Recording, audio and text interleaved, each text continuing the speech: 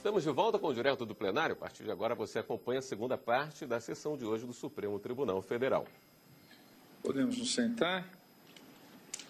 Declaro reaberta essa sessão ordinária do Supremo Tribunal Federal e daremos continuidade ao julgamento dos embargos de declaração no recurso extraordinário 855.178 e já realizamos profundo debate necessário, uma vez que antes deste caso estava em plenário virtual e necessariamente um tema extremamente importante e relevante.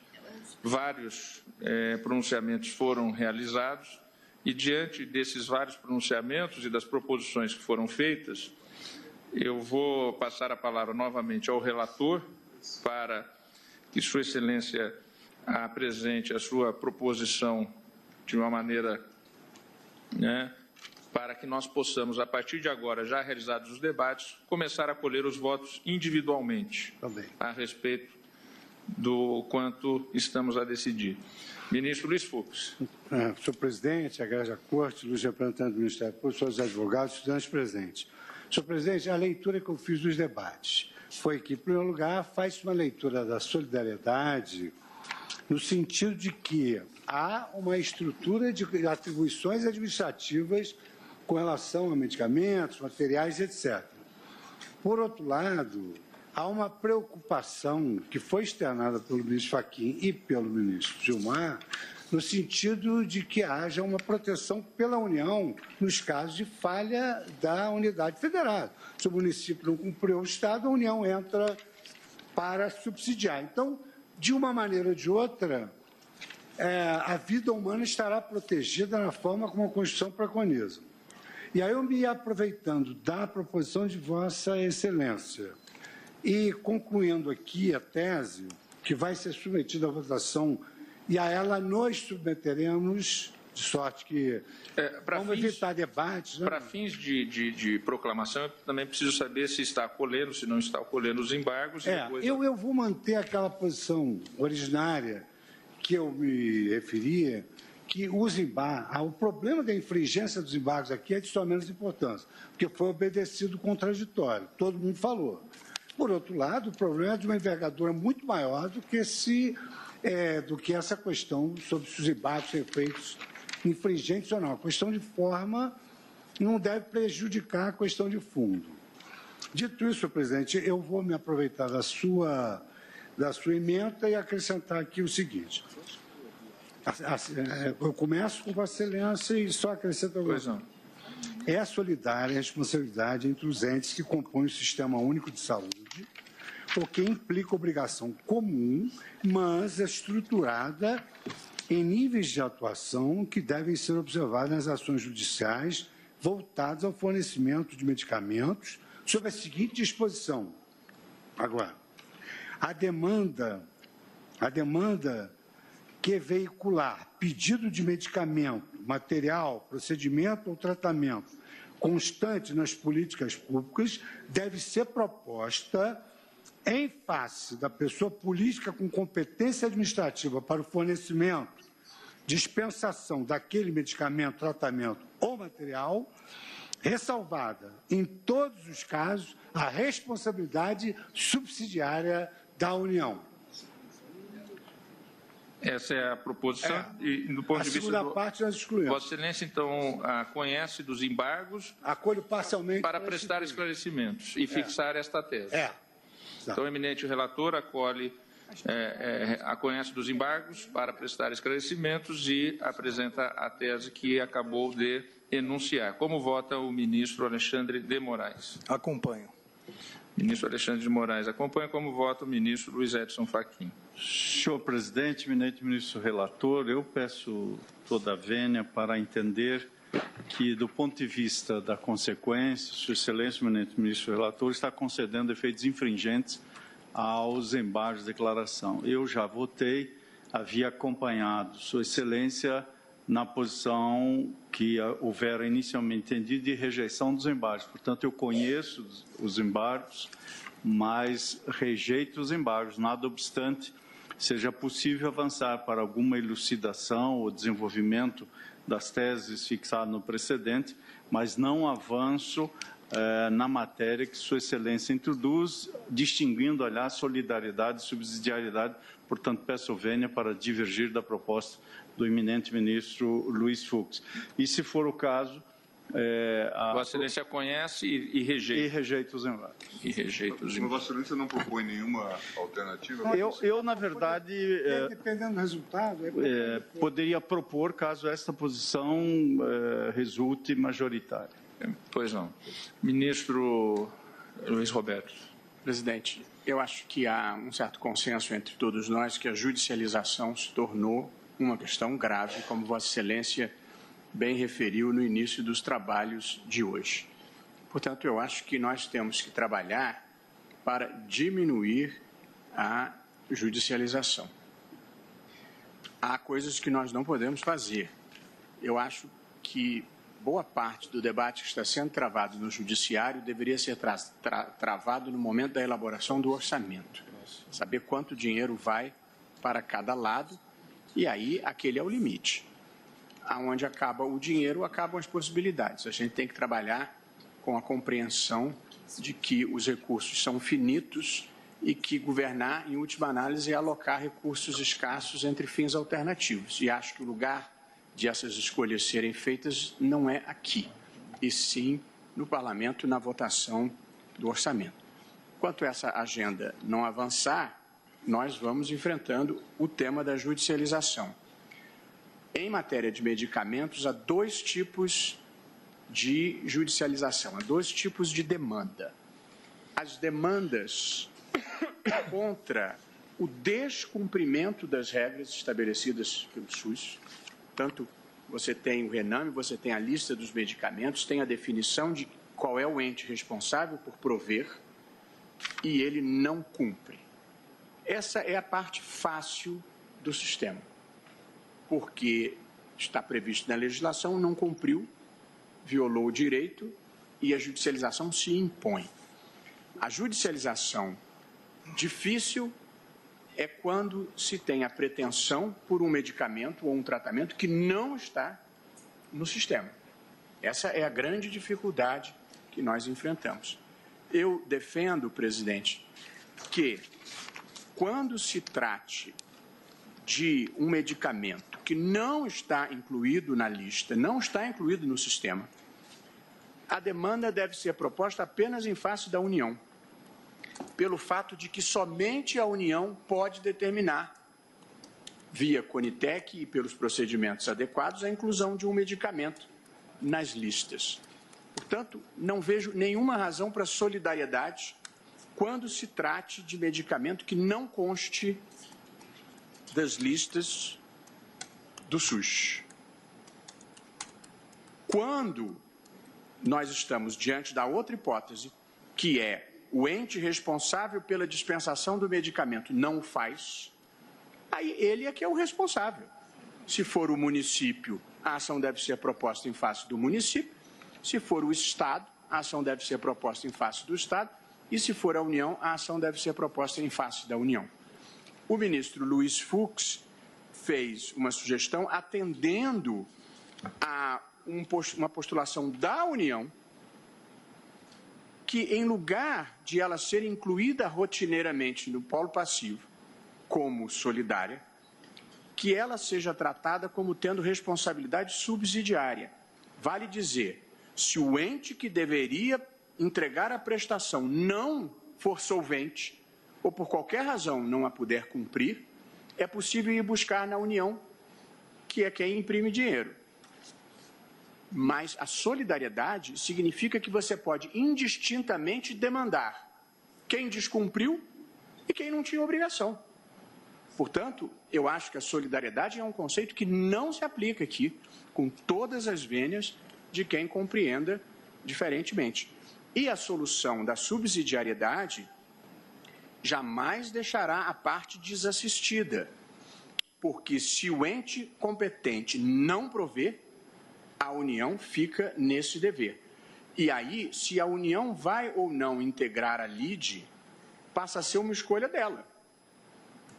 ela, a meu ver, se ela tem responsabilidade subsidiária, ela tem que, pelo menos, ser cientificada da demanda em relação a qualquer ente.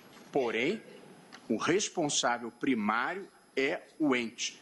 Porque, do contrário, presidente, quando a União entra na demanda, é muito fácil a entidade responsável e competente simplesmente se abster, porque a União vai suprir. De modo que, e é preciso ter em conta também, e eu fui advogado público e isso não é irrelevante, você tem o custo do medicamento e você tem o custo administrativo de litigar.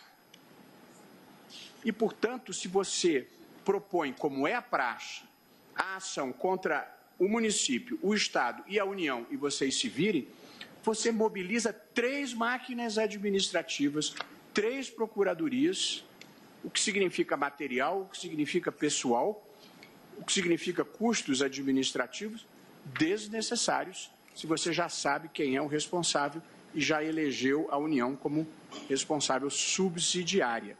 De modo que eu acho que é melhor para o sistema e produz maior justiça em matéria de saúde a fórmula da subsidiariedade. E por essa razão eu estou acompanhando a proposição de Vossa Excelência na redação que foi dada pelo ministro Luiz Fux. E reiterando, a solidariedade não é grátis. Ela tem um custo, que é um custo para o sistema, e acho que se nós pudermos evitar esse custo sem prejuízo para o paciente, eu acho que é melhor. Portanto, eu acho que no fundo, nós estamos provendo os embargos de declaração com efeitos infringentes. Aí a fórmula do dispositivo eu adiro ao que a maioria preferia.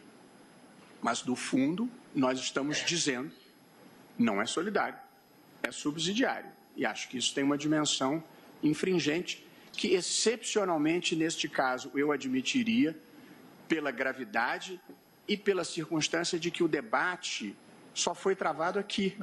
Antes, essa foi uma matéria que passou no plenário virtual, para que as pessoas entendam.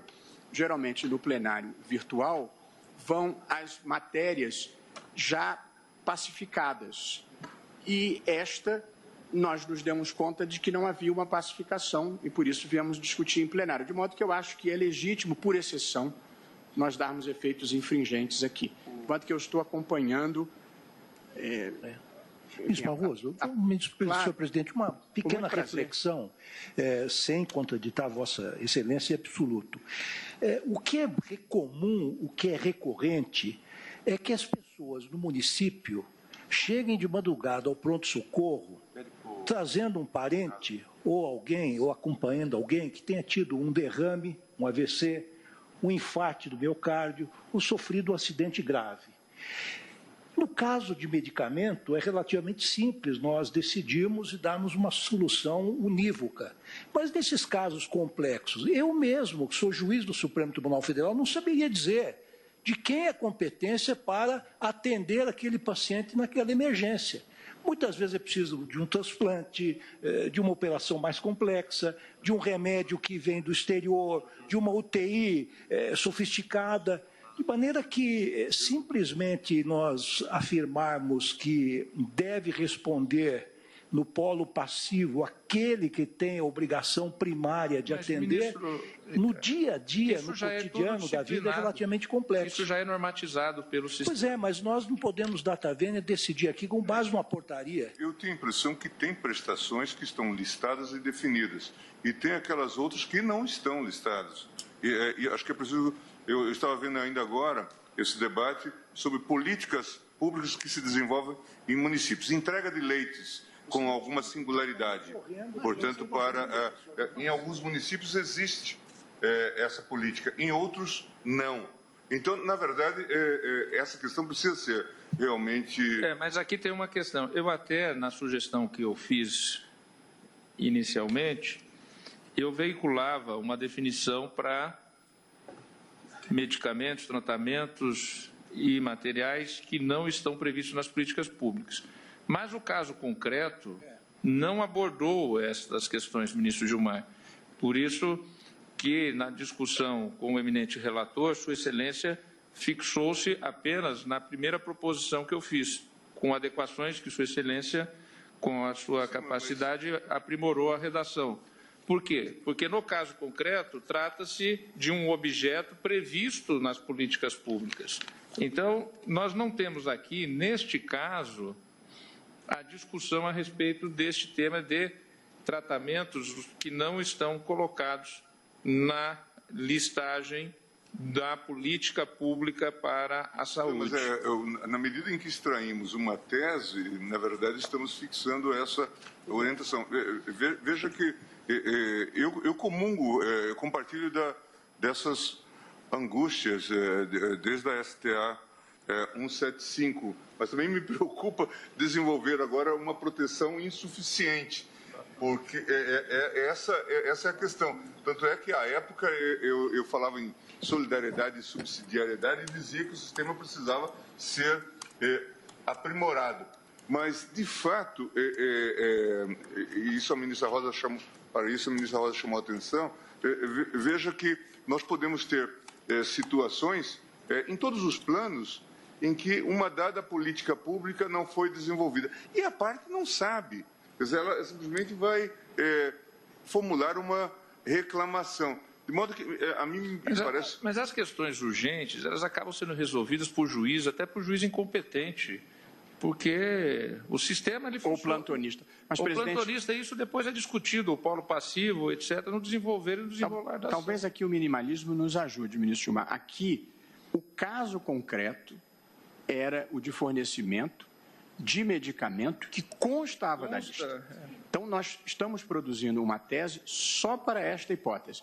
A tese para medicamentos não constantes de lista, que seria a última que Vossa Excelência tinha proposto, nós retiramos. Então, na tese minimalista nas hipóteses em que existe determinação legal de dispensação de medicamento, o ente político que tem o dever de dispensá-lo que deve ser demandado. É isso que nós estamos dizendo dentro aqui. Da estruturação do sistema que já está normatizado. É isso. Interessante, presidente, apenas só para problematizar um pouco, nós deferimos em 6 casos aqui, e a nossa turma foi uma delas, não me lembro, eu participava ou da primeira ou da segunda turma, havia uma doença grave oftalmológica chamada retinose pigmentar. O único país que alegadamente tinha um tratamento era Cuba. Vossa Excelência lembra disso. E nós mandamos 6 pacientes com familiares para Cuba. Agora, eu não saberia dizer agora, nesse momento, se a responsabilidade é da União, dos estados ou do município. Quer dizer, o munícipe vai lá, está ficando cego, quer um tratamento, e o juiz vai ter que estabelecer alguma responsabilidade. Eu penso, e claro, não quero ainda avançar o voto, e o ministro Barroso agora tratou da questão com muita objetividade, mas eu penso que a solução da solidariedade é a que melhor atende o paciente que está na ponta do sistema. Tucur.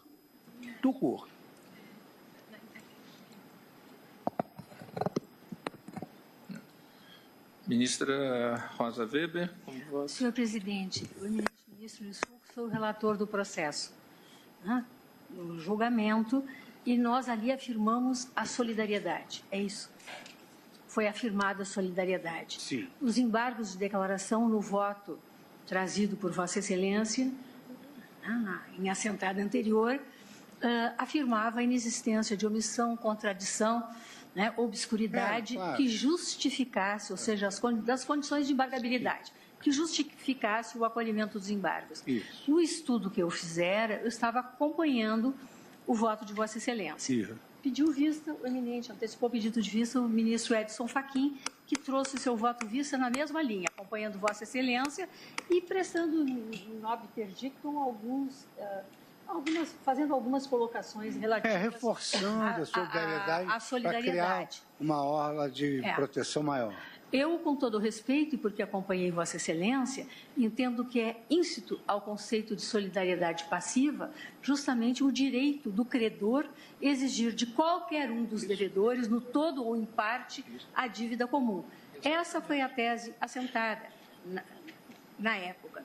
Mesmo a responsabilidade subsidiária, a que se refere o voto do ministro Luiz Roberto, ela pressupõe que integre a relação processual onde essa responsabilidade é definida, acolhida ou não, o dito responsável subsidiário. Então, a parte terá necessariamente de autor ingressar a ajuizar a ação também contra o pretenso responsável subsidiário, como ao próprio réu, que seria, digamos, o devedor principal, se entender de chamar a responsabilidade, ele vai denunciar a lide, vai chamar o processo, vai utilizar um dos instrumentos processuais que estão a seu dispor, justamente para que essas pessoas entre as quais se divide a responsabilidade, nesse caso, nessa compreensão, possa, digamos assim, dar a sua resposta, observados os princípios do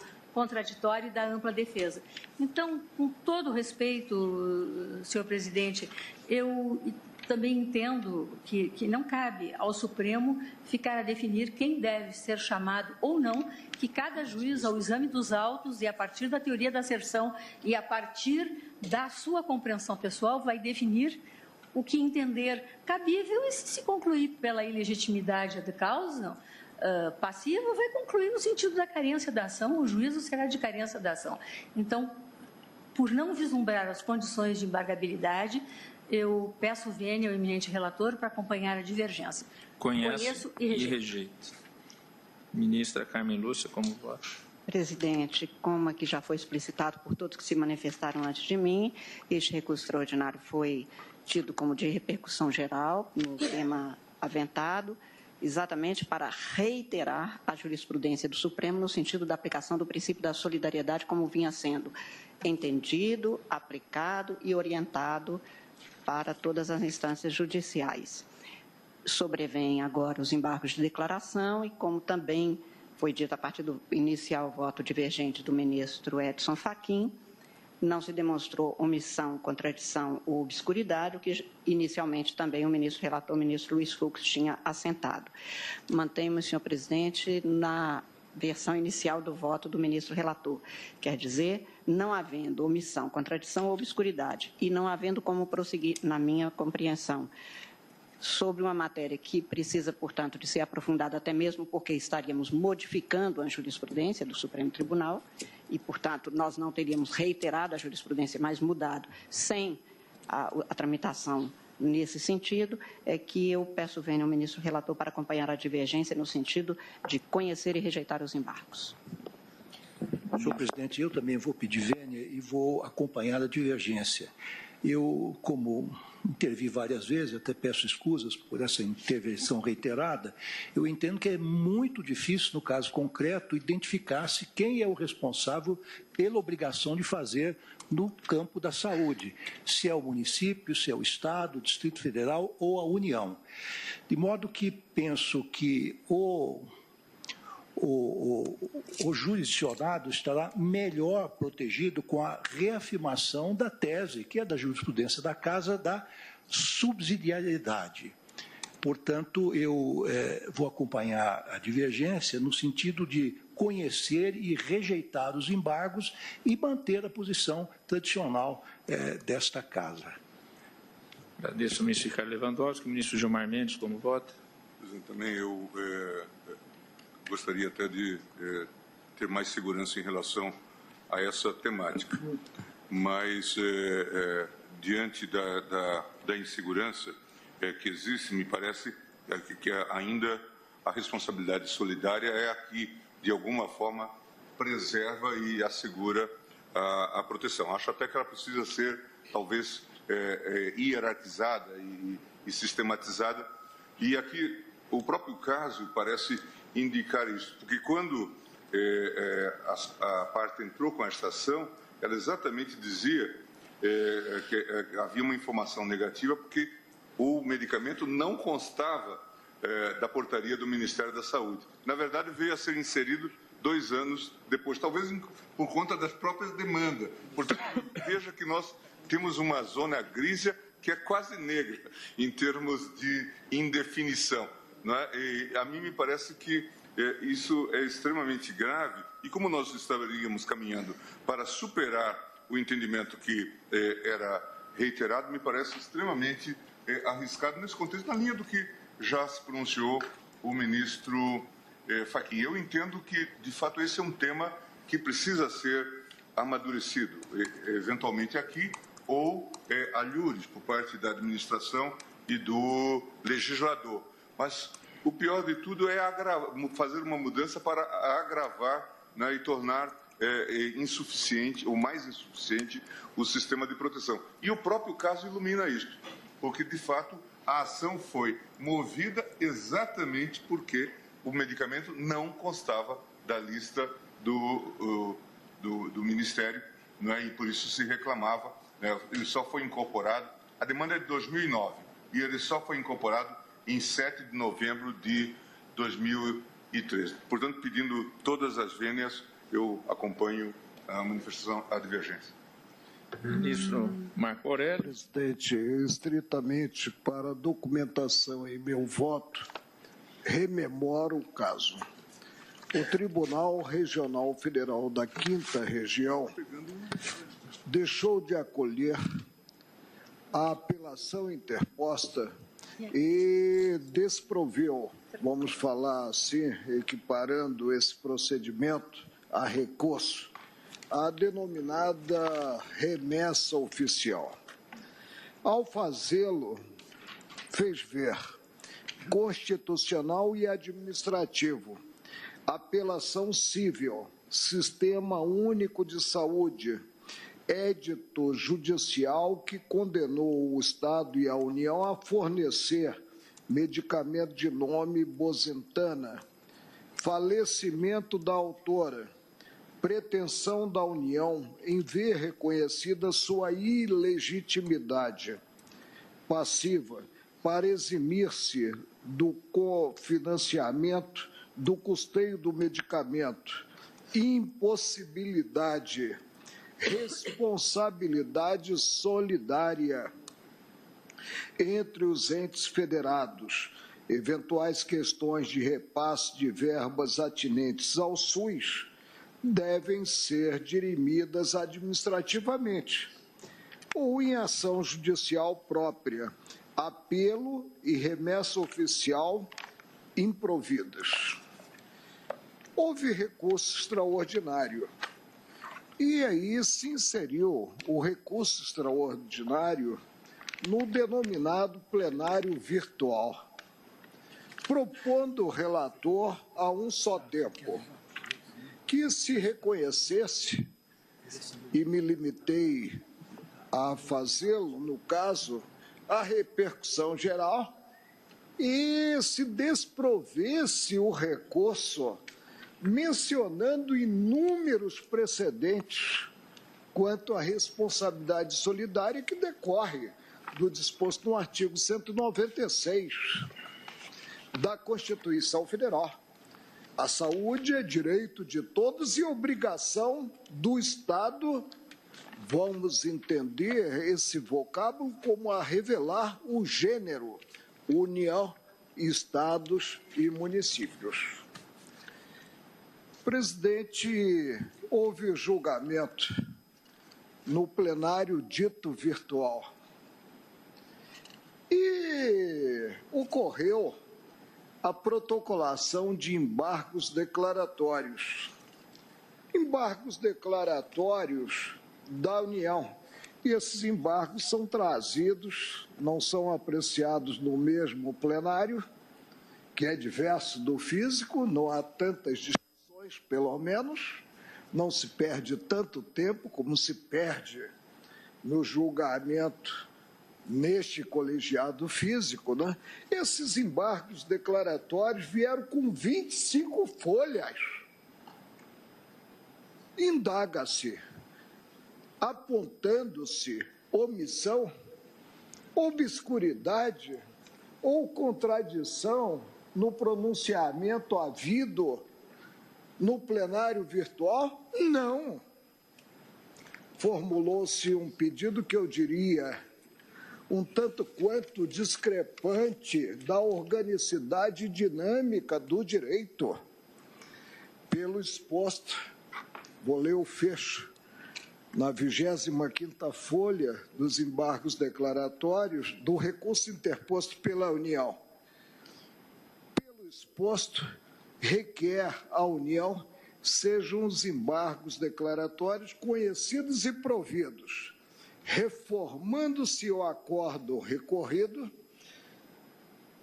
conferiu-se aos embargos declaratórios contornos de recurso de revisão, simples revisão, quando os embargos visam afastar aqueles vícios a que me referi ou a esclarecer a decisão proferida, reformando-se o acordo recorrido a fim de que a questão cuja repercussão geral foi reconhecida seja submetida ao plenário presencial, tendo em vista a obscuridade contida na decisão embargada, bem como obscuridade inexistente. É muito clara a decisão, só não se mostrou clara para a União. Bem como a necessidade de discussão e deliberação acerca das diversas nuances do tema, tendo em vista a sua complexidade e suas repercussões práticas. Presidente, estou convencido de que, a cada dia que passa, a prestação jurisdicional fica mais complexa. E, ao invés de os pronunciamentos do Supremo servirem de norte à primeira instância e à instância verdadeiramente revisora, o Tribunal de Justiça ou o Tribunal Regional Federal, acabam essas decisões de duas uma, ou não sendo consideradas, ou consideradas acabam confundindo e dificultando ainda mais a vida do jurisdicionado, a vida do cidadão, principalmente cidadão que precisa. E essa necessidade urge de um medicamento. Não posso, presidente, porque se o fizesse, teria que observar o Código de Processo Civil, transformar esses embargos declaratórios em embargos infringentes. Uma coisa é, ante uma omissão, julgar-se os declaratórios e conferir-se à decisão a eficácia modificativa. Outra coisa é pretender-se, sem ouvir a parte, o Código compele a ouvir a parte quando se toma o recurso interposto por um recurso diverso, pretender-se simplesmente rejulgar o extraordinário dando dito pelo não dito. E a decisão foi uma decisão, eu não me pronunciei quanto ao fundo do recurso extraordinário, porque entendi impróprio pronunciar-me no plenário virtual. A decisão não teve voto discrepante, foi no sentido de reafirmar-se a jurisprudência reiterada quanto à solidariedade dos entes da federação. Ante esse contexto, presidente, e porque, se eu posso simplificar, eu não complico, e diziam os antigos que vence o simples, ante esse contexto, conheço do recurso interposto, porque atendidos os pressupostos de recorribilidade específicos desse recurso, mas o desprovejo os declaratórios, reafirmando, não há no pronunciamento do colegiado no plenário virtual, pronunciamento embargado, quer omissão, quer contradição, quer obscuridade. Como voto? Agradeço ao ministro Marco Aurélio. Houve maioria no sentido já do conhecimento e da rejeição, na linha da divergência, 6 votos. Eu sou o último a votar, vou pedir vênia à maioria formada para acompanhar o eminente relator. Proclamo, então, o resultado, sem ainda adentrar a tese. Vou proclamar o resultado da deliberação quanto ao acolhimento ou rejeição dos embargos. Por maioria, por unanimidade, conheceram dos embargos. Por maioria, rejeitaram os embargos vencidos o ministro relator, o ministro Alexandre de Moraes, o ministro Luiz Roberto Barroso e o ministro Dias Toffoli. nós temos que formular a tese. Nós iniciamos o dia de hoje, 9h30 da manhã, e tese sempre tem uma discussão muito grande. A minha sugestão, eminente relator, se Vossa Excelência estiver de acordo, que nós deixássemos para o início da sessão de amanhã a continuidade para a tese. Quase nunca a tese passa por mim, porque sou voto vencido, aí não participo da elaboração. Mas Vossa Excelência é vencedora aqui. Eu seguramente acolho, senhor presidente, e trarei uma proposição ao colegiado ao início da sessão de amanhã. Está bem. Então, nós suspendemos agora este julgamento para, no início da sessão extraordinária de amanhã, 14 horas, dar a ele continuidade para a fixação da tese.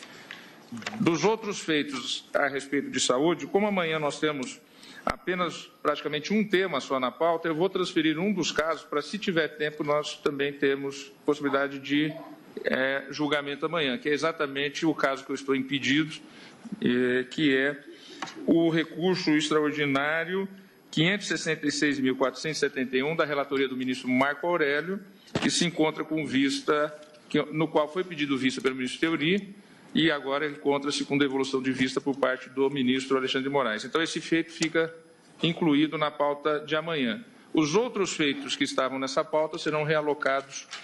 O ministro Ricardo Lewandowski teria uma ação direta. Posso realocar mais adiante? Pode, não, claro, senhor presidente, até porque há uma liminar e essa liminar vem vigorando há muito tempo, não há maior prejuízo. Penso eu.